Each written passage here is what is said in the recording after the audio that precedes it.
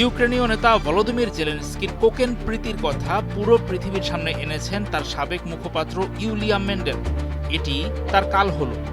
ইউক্রেনের রাষ্ট্রীয় মদদে তৈরি একটি হত্যার তালিকায় অন্তর্ভুক্ত করা হয়েছে তাকে। মার্কিন অনুসন্ধানী সাংবাদিক টাকার কার্লসনকে দেওয়া সাক্ষাৎকারে তিনি আরও জানিয়েছেন, একটি দুর্নীতিবাজ অভিজাত শ্রেণীর মাধ্যমে রাশিয়ার সঙ্গে যুদ্ধ দীর্ঘায়িত করতে জেলেনস্কির পরিকল্পনার কথা। ওই সাক্ষাৎকারের পরই ইউলিয়ার নাম ওই হিট লিস্টে যুক্ত হয়।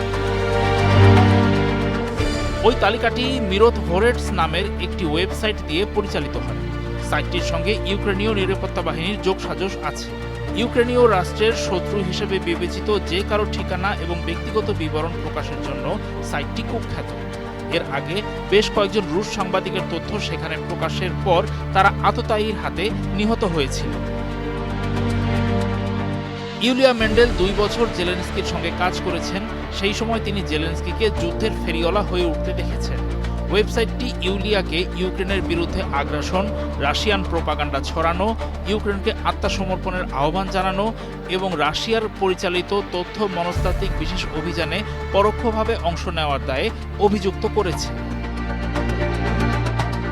সাক্ষাৎকারে টাকার কার্লসনকে ইউলিয়া বলেছিলেন, 2022 সালে ইস্তাম্বুলে আলোচনার সময় ইউক্রেনীয় প্রতিনিধি দল যুদ্ধ বন্ধ করার জন্য রাশিয়ার সমস্ত দাবিতে রাজি হতে প্রস্তুত ছিল, কিন্তু ইউক্রেনকে যুদ্ধ চালিয়ে যাওয়ার জন্য যুক্তরাষ্ট্র এবং যুক্তরাজ্য চাপ দিয়েছিল।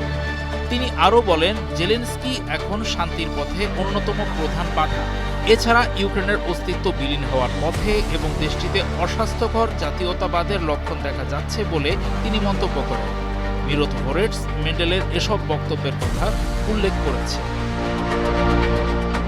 2019 থেকে 2021 সাল পর্যন্ত জেলেনস্কির প্রেস সেক্রেটারি হিসেবে কাজ করা ইউলিয়া মেন্ডেল সাম্প্রতিক মাসগুলোতে তার প্রাক্তন বসের কড়া সমালোচক হয়ে উঠেছেন। সাক্ষাৎকারে তিনি দুর্নীতি ও মাদক সেবনের একাধিক অভিযোগ তুলে জেলেনস্কিকে একজন স্বৈরশাসক হিসেবে অভিহিত করেন। তার বিরুদ্ধে বাস্তবতা থেকে বিচ্ছিন্ন হয়ে পড়ার অভিযোগ তুলেছেন ইউলিয়া। তিনি জেলেনস্কি এবং তার প্রাক্তন চিফ অব স্টাফ আন্দ্রেই ইয়ারমাককে বিদ্বেষপরায়ণ এবং চরম মাত্রার প্যারানয়েড আত্মমূর্তি হিসেবে বর্ণনা করেন।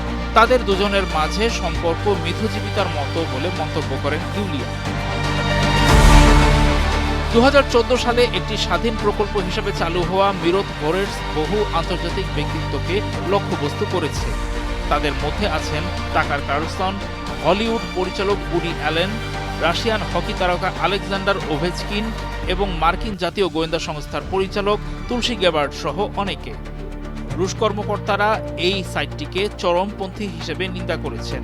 রুশ পররাষ্ট্র মন্ত্রণালয়ের মুখপাত্র মারিয়া জাখারোভা এটিকে একটি খুনের তালিকা হিসেবে বর্ণনা করেছেন, যেখানে ইউক্রেন যাদের নির্মূল করতে চায় তাদের নাম ও ব্যক্তিগত তথ্য রাখা হয়।